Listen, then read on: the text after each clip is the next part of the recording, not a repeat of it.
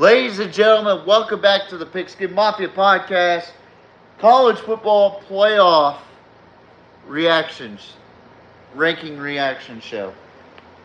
Now, I know I just got off of doing the recap and it did freeze on us, and I do apologize. I had a buddy of mine call me. Shout out to Brett, by the way. But listen, guys, I don't oppose this rankings this week. I really don't, because the more I sit here and complain about the rankings, the less happy I'll get. So, and also, teams are winning. There's a reason why they're in the top 25 because they keep winning their games. They're doing what they're supposed to do. But there's a couple of spots that I'm really not too keen on. Like, I feel like there's a couple teams that are disrespected. And then there's teams that I don't think deserve to be in either the top 20 or top 25 or top 10. So we'll see. So I'm going to break it down because I missed the show last night. I had to go to work yesterday. Boy, that was a fucking shit show. I will be naming the top 25 from 25 to 1, which everybody's seen it, everybody saw it, but I'm going to break it down.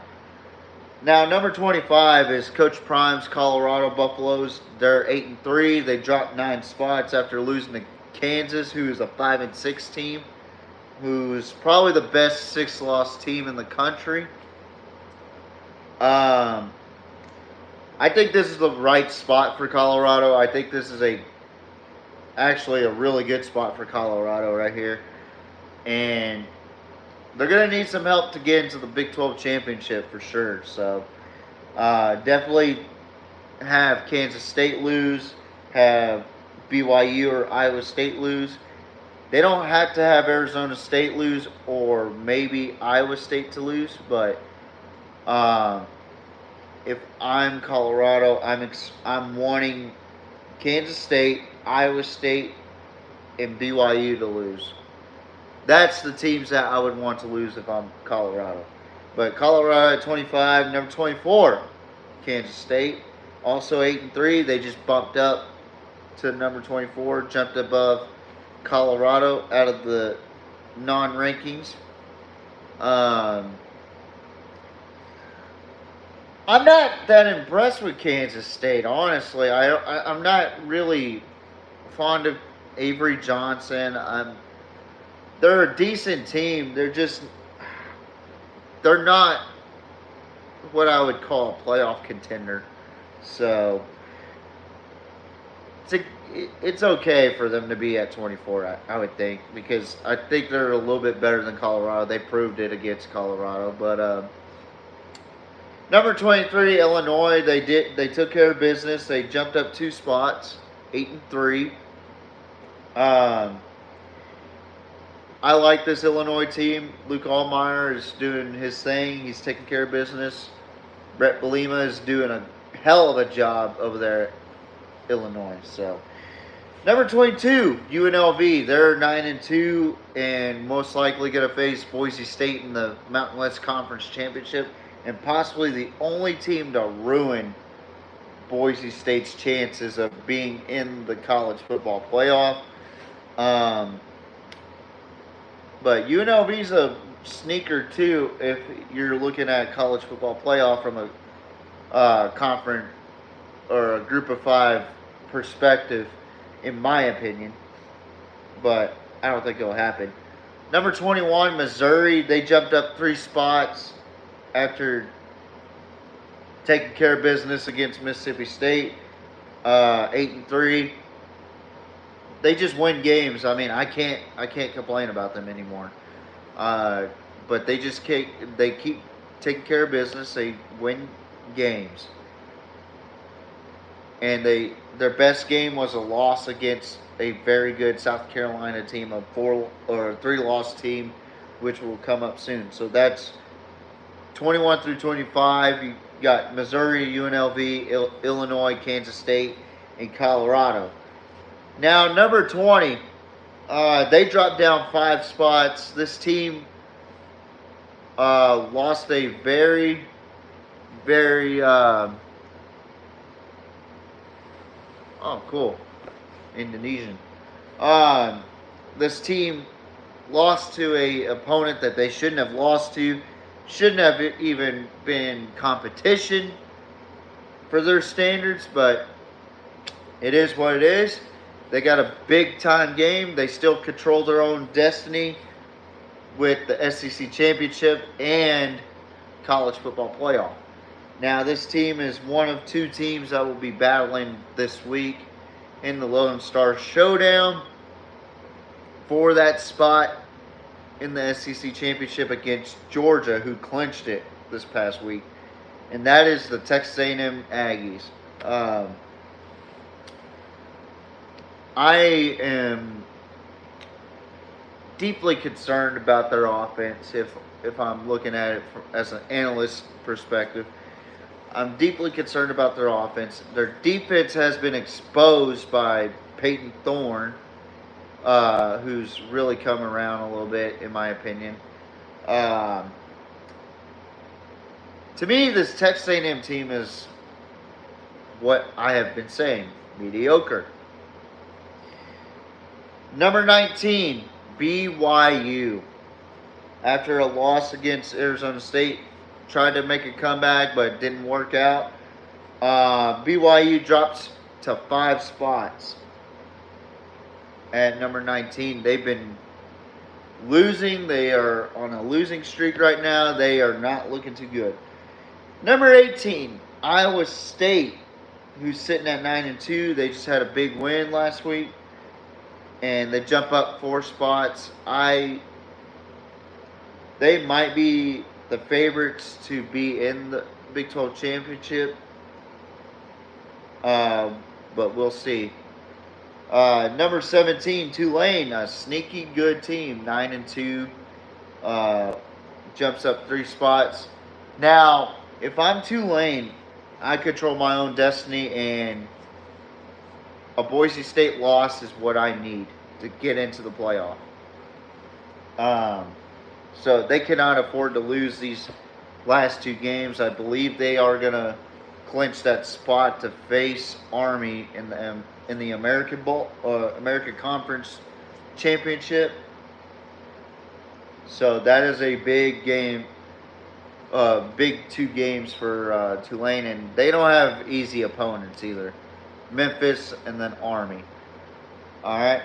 So then number 16, I am deeply a little concerned about this spot for this team.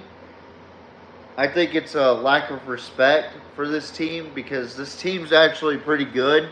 I actually like this team. Kenny Dillingham and the Arizona State Sun Devils. I don't know what they have to prove to, like, get into the playoff, and I knew this was going to happen to the Big 12 at some point, that they're going to get either snubbed out of the playoff or one team's going to get in, and that's what it looks like right now. Arizona State, they're 9-2. They jumped up 5 spots. I still think they deserve a little bit higher, but we'll see.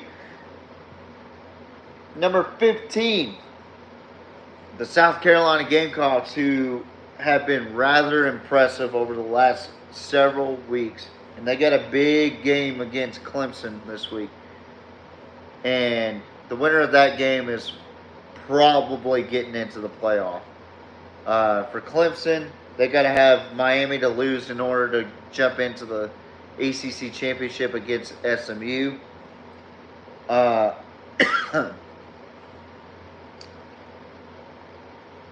But South Carolina controls its own destiny. Ole Miss at number 14, 8-3. They dropped down 5 spots. they just looked bad against Florida. I thought it was a bad game by them. They probably just lost their spot to get into the playoff. They just need a lot of miracles to happen, like Alabama to lose against Auburn, Clemson to lose against South Carolina, Boise State to lose to UNLV, Indiana to lose their game. They'll need Georgia to lose against Georgia Tech and Texas in the SEC championship. Okay. And also Tennessee to lose against Vanderbilt. They need a lot to happen in order to get back into the race. And same thing for Alabama at number 13, who's 8-3. They dropped down 6 spots after losing to Oklahoma. I still have them in my playoff ranking or in my playoff seeding, but if they lose against Auburn, it's done. I mean, this Alabama team is atrocious to watch. Number 12, Clemson at 9-2, jumps up 5 spots. My throat is dry today. What the fuck? Again, another team that this time they somewhat. Hey, I'm doing a podcast. Hey, do that shit somewhere else.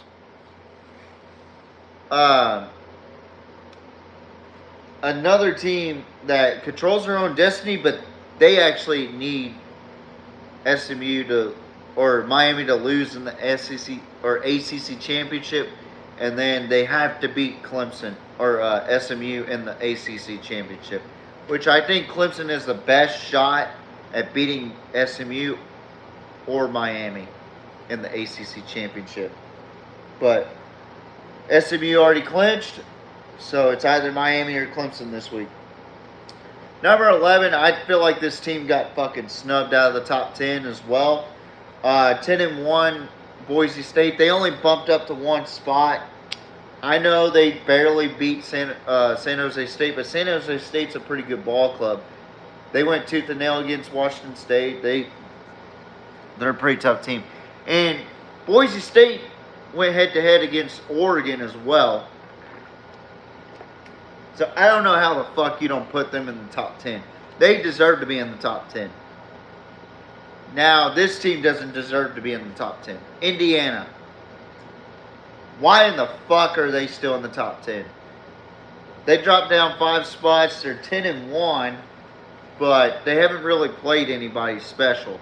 They got tested by Ohio State and they failed.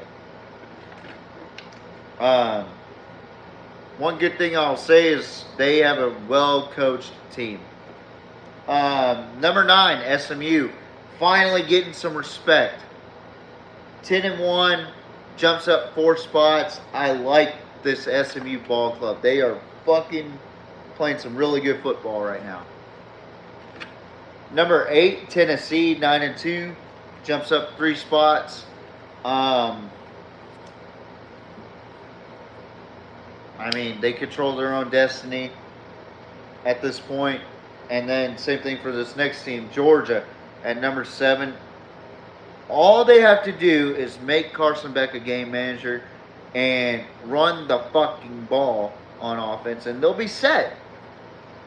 But they got a tough opponent this week against Georgia Tech.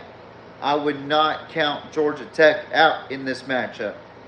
If Georgia loses that game, their playoff stakes are on the line against either Texas or Texas A&M in the SEC championship.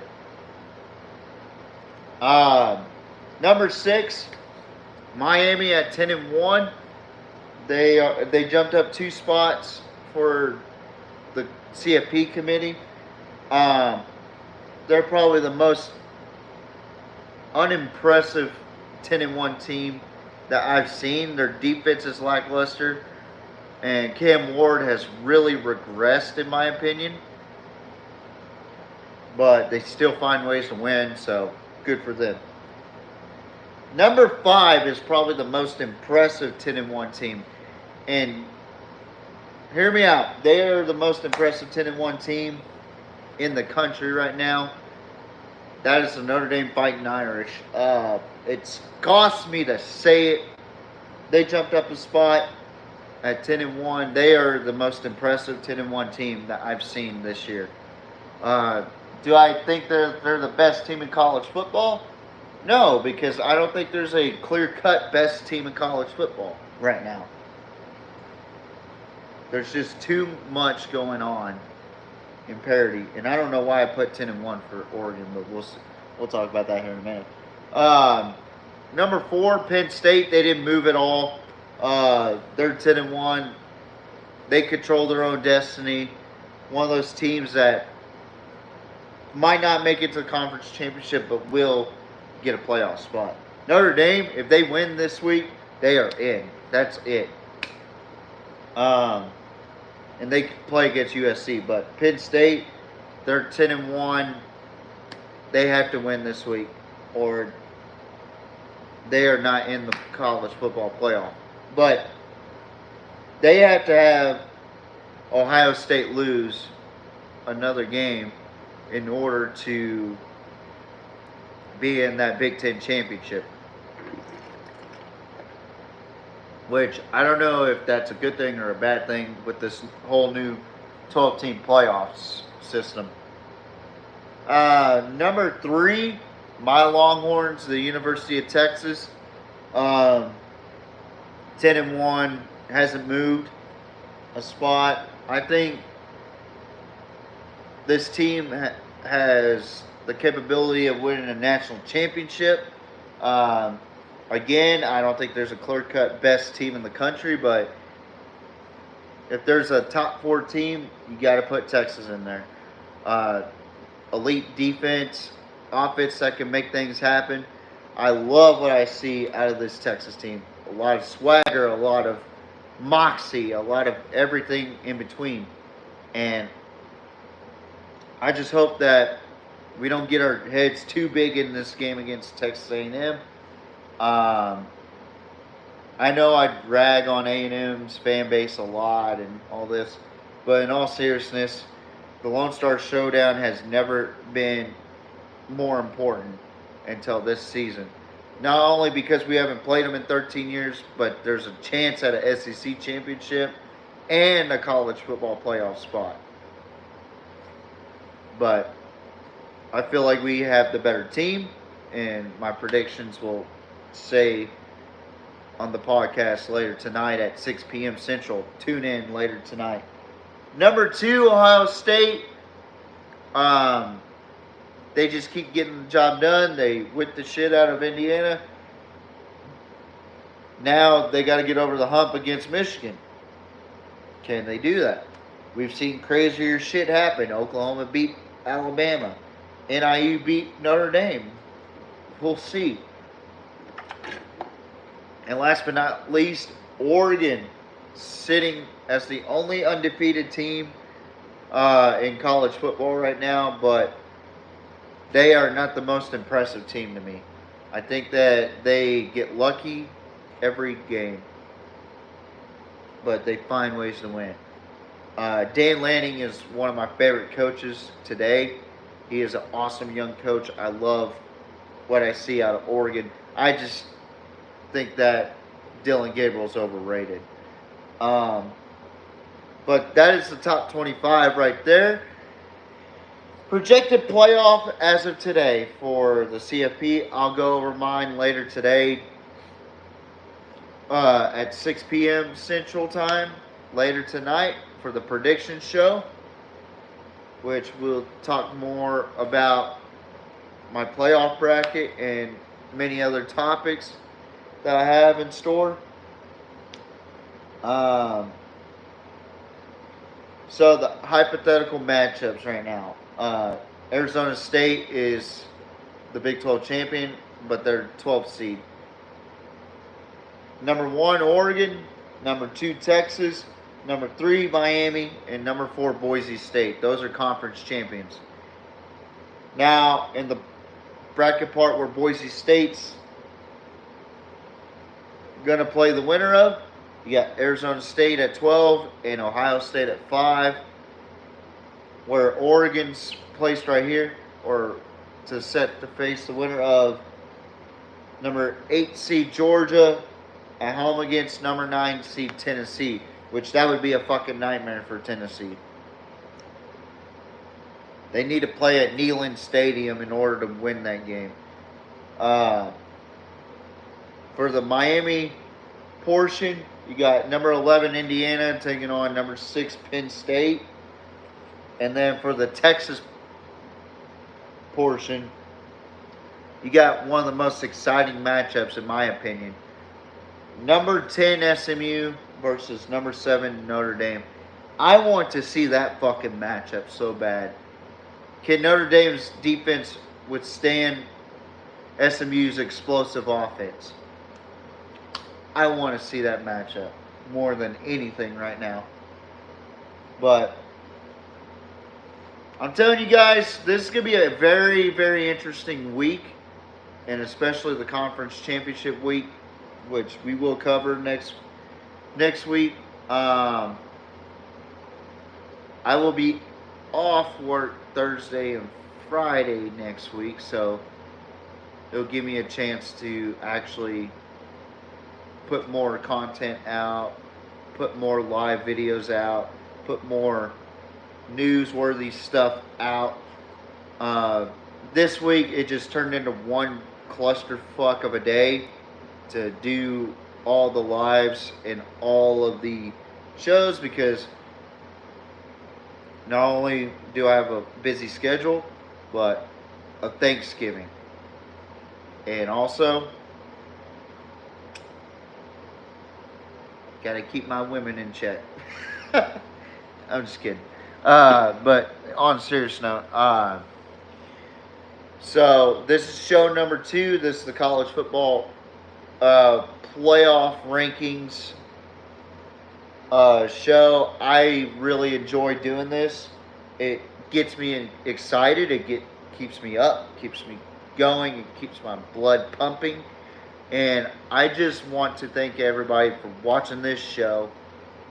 Keep watching these shows. Like that like button. I'm not going to do the thumbs up, so I'll do this. Hit that like button. Hit that notification bell. Hit the subscribe button. Because our goal is to hit 100 subscribers by the end of the year. Right now, we're at 77. I'm telling you guys, it would mean the world if we get 100 subscribers and then more. Because I want to build this show to be one of the best shows in football. So, thank you guys for watching. Tune in tonight, 6 p.m. Central Time, where me and JMO are going to debate. We're going to talk about our predictions for both college and NFL. This week, it's rivalry week. So get fucking ready, folks, because it's going to be a fucking showdown that we haven't seen in 13 years. And then you got the Governor's Cup. You got all sorts of shit this week. I'm telling you guys, I'm really excited to talk about these fucking games. Man, oh man. Talk about a special week. I added 2 more games. Instead of using 10, I added 12 games, which features the Lone Star Showdown, the Iron Bowl, the Governor's Cup, Farmageddon, whatever the Georgia Tech Georgia game's called, whatever Tennessee and Vanderbilt's called. You know, and then you got a new rivalry, Oklahoma and LSU, that's usually a postseason matchup. You know, and I'm really excited about this, guys. I really am. So tune in tonight at 6 p.m. Central. We will be getting it high gear, ready to go. And we're gonna kick some ass tonight. So Good night. Mwah, good night. Bang. Tune in tonight, 6 p.m. Central. Big Skin Mafia podcast. TJ Riddell out.